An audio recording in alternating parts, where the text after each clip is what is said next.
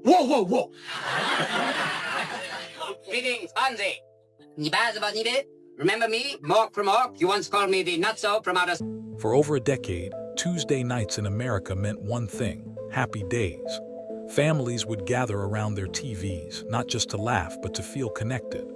The show was a warm hug from a simpler time. But in 1984, all of that came crashing down with a single line. A line so powerful, so raw, ABC executives tried to stop it from ever reaching the air.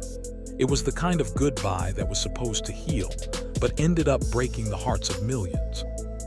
What began as a farewell turned into one of the most confusing, emotional, and, some say, disrespectful endings in television history.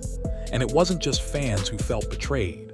For the actors, it left wounds that never fully healed.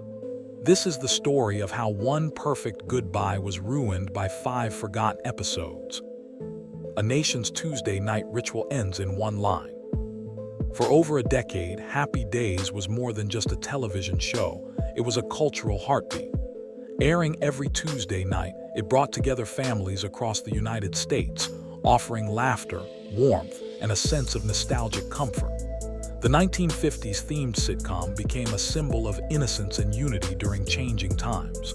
But on May 8, 1984, something unprecedented occurred. In a bold, creative choice, the show ended not with a traditional curtain call, but with actor Tom Bosley turning to the camera and delivering a direct message to the viewers. "Thank you all for being part of our family," he said softly, breaking the fourth wall. It was an unorthodox move, rare, risky, and deeply heartfelt.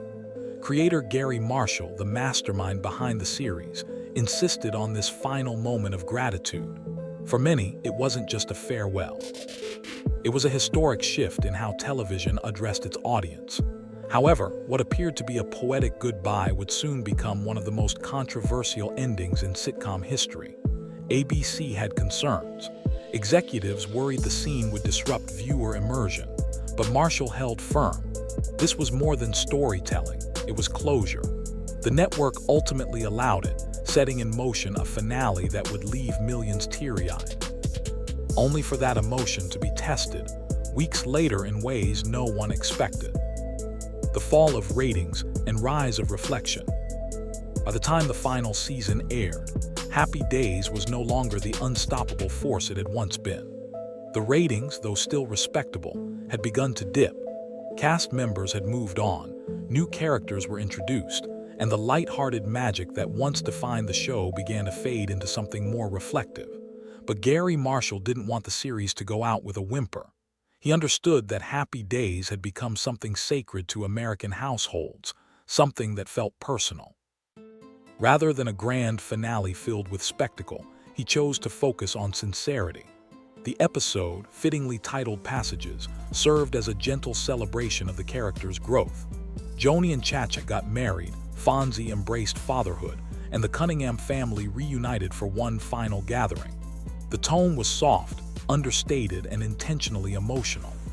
Bosley's final address to the camera encapsulated a sentiment rarely seen in sitcoms: genuine gratitude.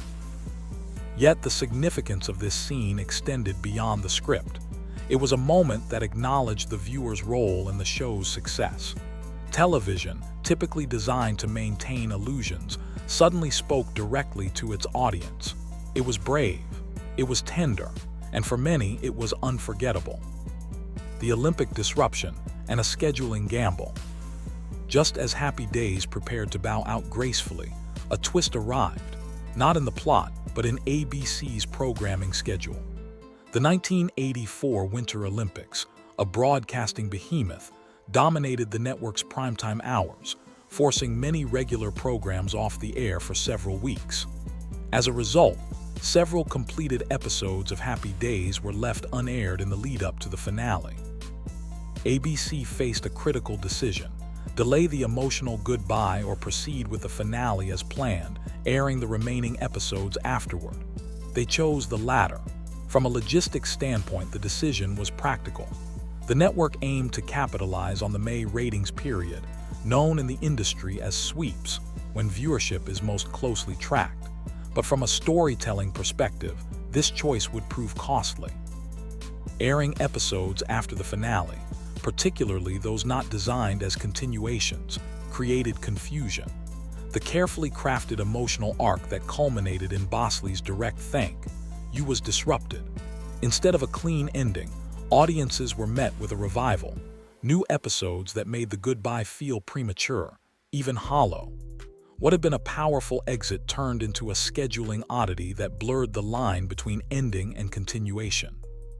When the goodbye was goodbye. In June 1984, viewers who had mourned the end of Happy Days were startled to find that new episodes were suddenly airing without any context or announcement. These were not follow-ups or special tributes. They were standard episodes produced before the finale but delayed due to Olympic coverage. The titles alone felt disjointed. "So, how was your weekend?" followed by low notes and "school dazed." Audiences were caught off guard. The sense of finality they had emotionally invested in just weeks earlier now felt like a narrative illusion.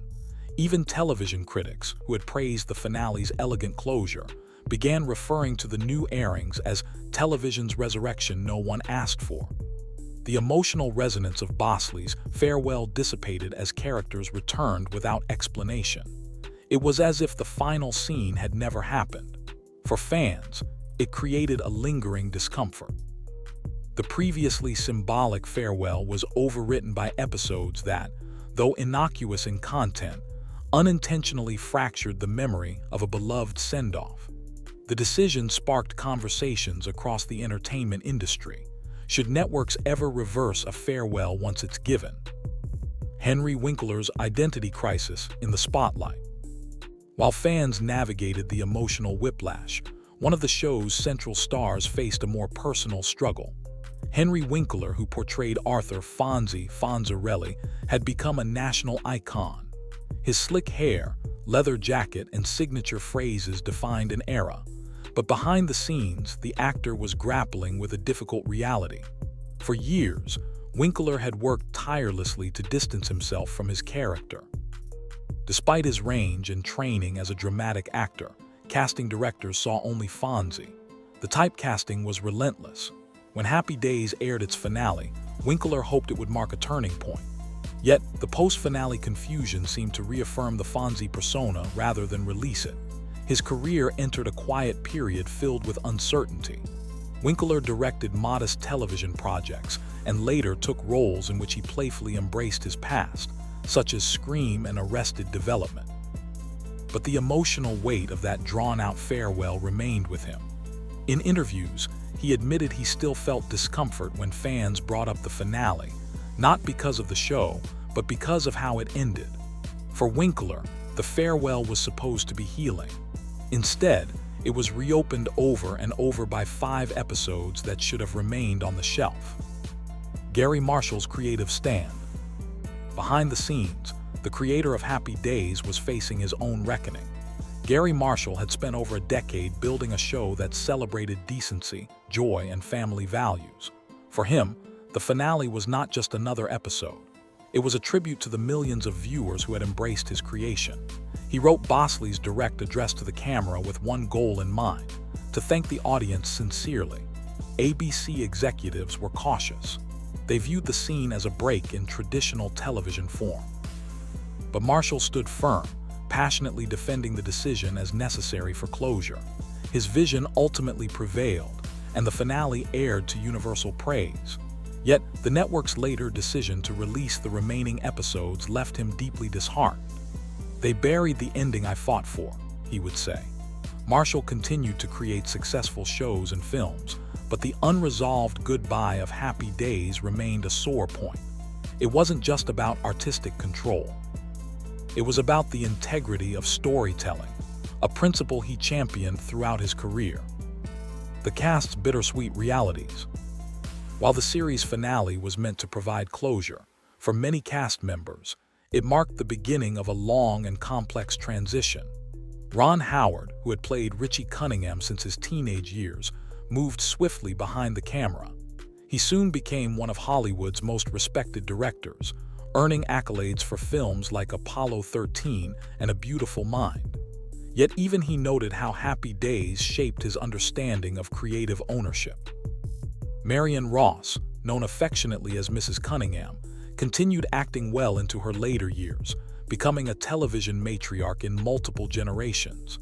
Tom Bosley's passing in 2010 was met with national tributes, affirming the deep affection fans held for the character he embodied. Meanwhile, Erin Moran, who portrayed Joni, faced significant challenges in her post-show life. Her struggles highlighted the unpredictable nature of fame. Each actor carried their own version of the finale's legacy, some uplifted, others burdened, but all shared the sense that something meaningful had been cut short. The 5 episodes that rewrote television history. When the final episode of Happy Days aired in May 1984, critics proclaimed it one of television's most graceful farewells. Tom Bosley's closing words were hailed as a masterstroke of sincerity, and Gary Marshall's decision to acknowledge the audience directly was praised for its emotional intelligence.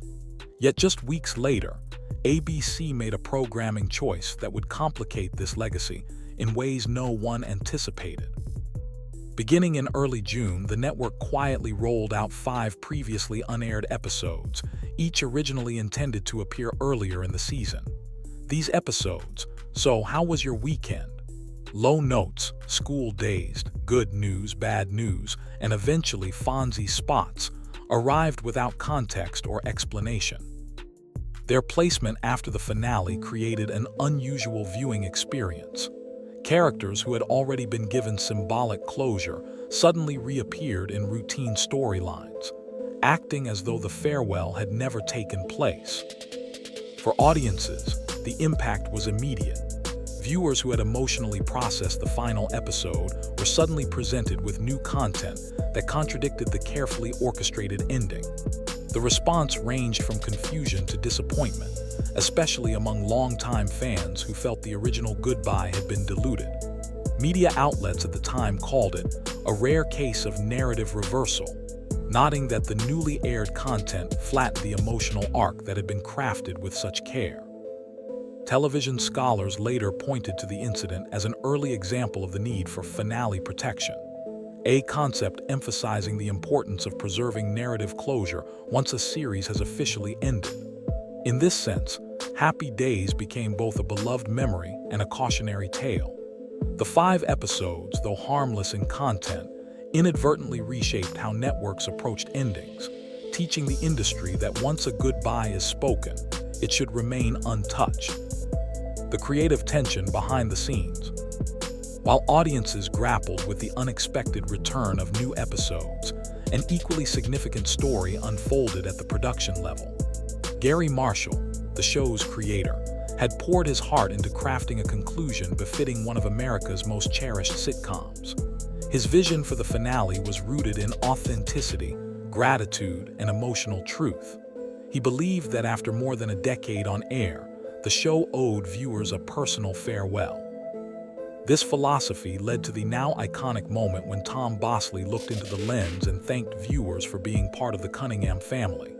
ABC executives hesitated. Their concern was that such a scene might disrupt the narrative boundary between the characters and the audience. But Marshall remained steadfast. To him, the viewers were not passive observers. They were participants in the show's long-standing success. This creative tension, simmering long before the finale's production, revealed a deeper divide between artistic intent and corporate priorities. While Marshall sought emotional closure, ABC focused on scheduling demands and rating cycles. When the network later aired the unaired episodes, Marshall felt that years of work had been unintentionally undermined. He later remarked that the airing order unraveled the fabric of the finale he had fought to preserve. For him, the disappointment was not simply about programming, logistics, but about storytelling integrity. Despite this, Marshall continued to build an influential career, creating other beloved television shows and films. Yet, the way Happy Days ended remained a poignant reminder of how delicate the balance between creativity and network strategy can be. It also highlighted a universal truth about television. Even the most heartfelt endings require protection to be fully honored. The legacy of an ending that never truly ended. 4 decades later, the ending of Happy Days continues to spark discussion among fans, television historians, and industry professionals. On one hand, the finale stands as a landmark moment in sitcom history, an example of how a series can conclude with sincerity and emotional resonance. On the other hand, the aftermath of the finale demonstrates how easily that resonance can be disrupted. The 5 additional episodes remain a point of debate. Some fans view them as simple scheduling leftovers, while others see them as episodes that unintentionally reshape the show's final chapter. Regardless of perspective, the broader impact is clear. The unconventional broadcast order served as a turning point that influenced how networks handle series conclusions to this day. Meanwhile, the cast's reactions offer a window into the human side of television production. Ron Howard often spoke of the show's influence on his directing career, noting that it taught him invaluable lessons about creative decision-making. Henry Winkler openly acknowledged that the shifting narrative surrounding the finale made his transition out of the Fonzie persona more complicated. And for viewers, the ending, whether remembered through Bosley's heartfelt farewell or the later episodes, became part of a collective memory shaped by nostalgia and reflection. Today, Happy Days is remembered not only for its iconic characters and optimistic spirit, but also for its unusual final chapter, which ultimately reshaped norms surrounding series finales. It stands as a reminder that storytelling is both powerful and fragile. When handled with care, it can leave a lasting impression. When disrupted, it can alter how a legacy is remembered.